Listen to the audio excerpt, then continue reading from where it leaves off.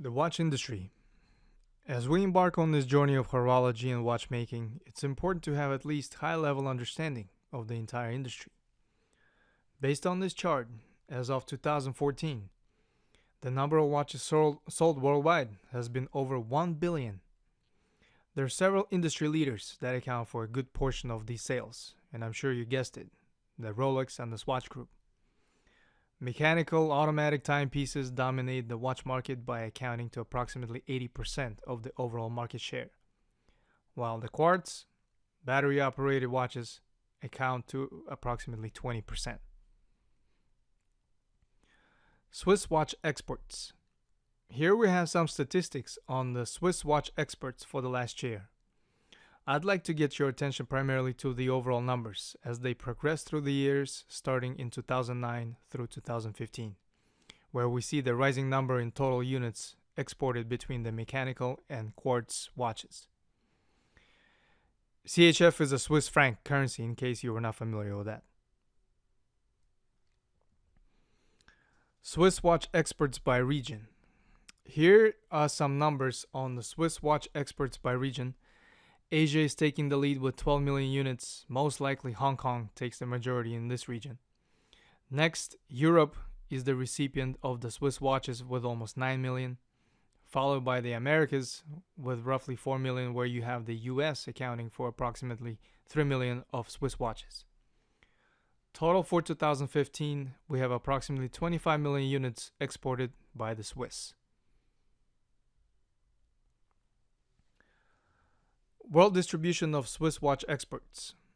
We will not spend too much time on this slide. Here we have a list of top 30 countries where Swiss watches are being exported to. Hong Kong took the lead in 2015, followed by the US and China respectively. The list is ended with Greece.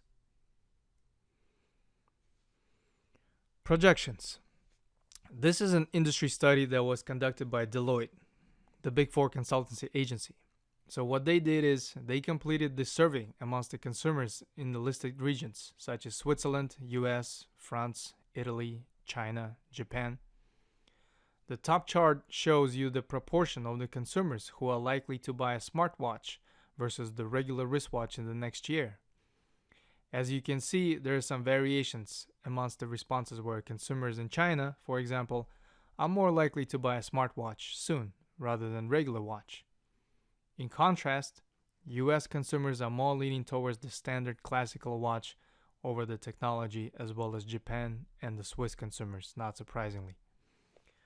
The bottom graph illustrates the responses to a posted question, which was, why is it unlikely that you will buy a smartwatch in the next year?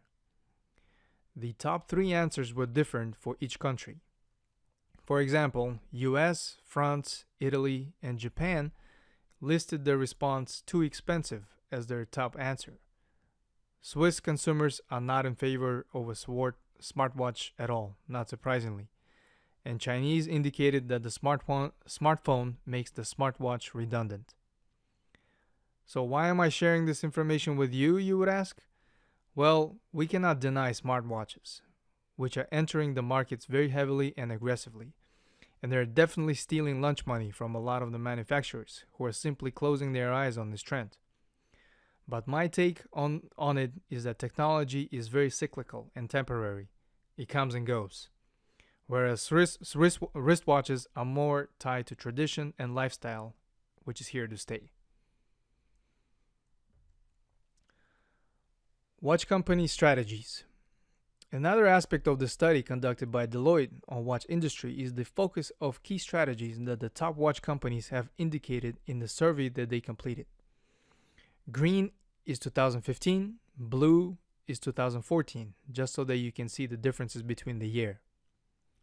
The top strategy for 2015 was social media, which is not surprising at all with the rise of such platforms as Instagram, Snapchat, Periscope, to name a few. Collaboration with bloggers came in the second. This is an important category because bloggers, especially in the watch industry, have strong followership and they can definitely contribute to your marketing strategy if utilized properly. Brand ambassadors is another section that we'll be covering in this material further, and it came in the fourth place. The rest, such as standard media outlets as print, radio, TV, are winding down, and the brands are looking to engage in more novel platforms such as the SMM, for example. Next, we will be talking about the main players in the watch industry, watch products, and the brands that they produce, as well as their market positions.